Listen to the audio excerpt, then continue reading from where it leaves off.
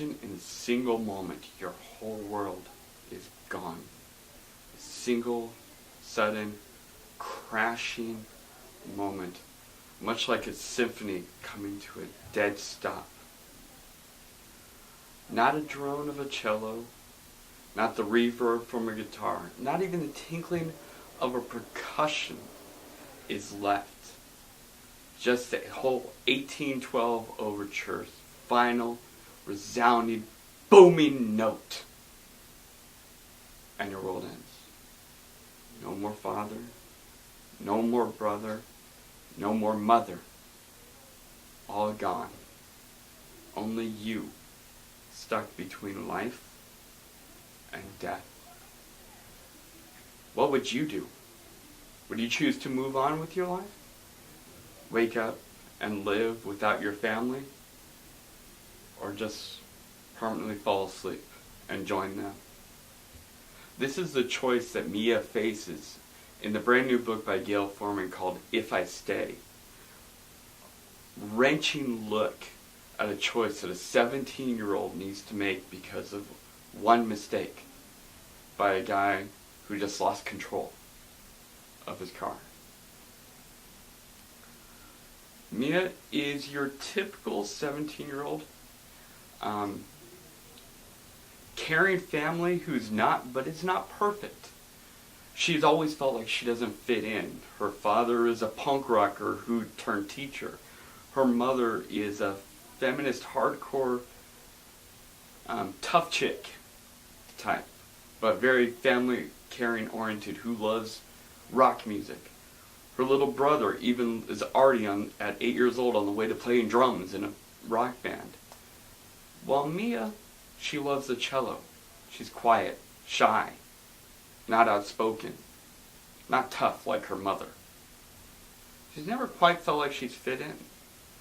She has a boyfriend, the love of her life, who popular, punk music, rock star status in a local band that are on their way to becoming huge.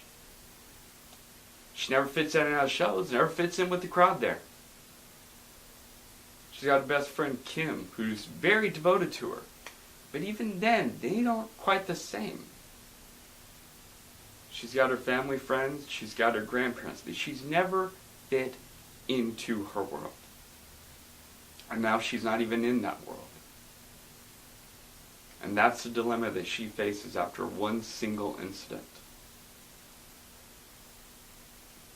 And the whole story from Gayle Forman is brilliantly created in the fact that while the premise sounds like it could be overly done, or how much dwell on this idea of someone in between worlds, really we only have little snippets of that. And what we're really examining is Mia's life.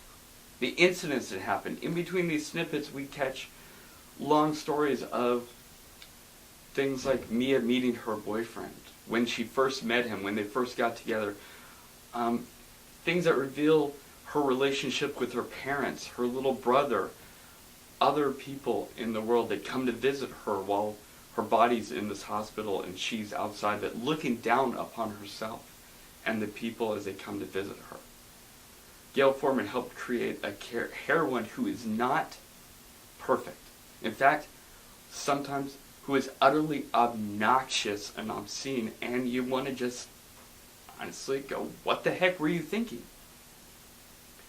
Because even not only in the past incidents we're seeing, but now, currently, some of her actions and thoughts are more selfish than you would think of someone who we're supposed to be caring about.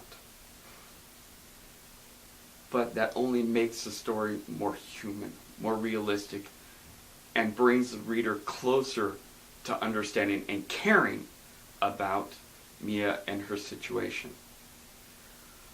Gayle Forman also forms bonds with these other characters we meet. None of them are left undeveloped. We find all their stories in here through Mia's eyes and what she sees of them and tells us about who they are. Her boyfriend Adam, the punk rocker who fell in love with this girl who plays the cello because of her love of music and what he sees. And his biggest fear is that she won't play music with him. Her best friend, Kim, tough, devoted, cares everything about Mia and will do almost anything for her. Her parents, loving. Her grandparents, everyone around her, we meet and we see develop and we see their attitudes. And this helps build the story and helps come to the end point of what I think, and what I think anyone would believe, what Gayle Forman was trying to get across to the reader and make people see. Through the stories, at times you will laugh, and at many times you will cry. I myself did. Shocked a couple times, because it is sad. It is realize what people lose, but also sometimes what they gain.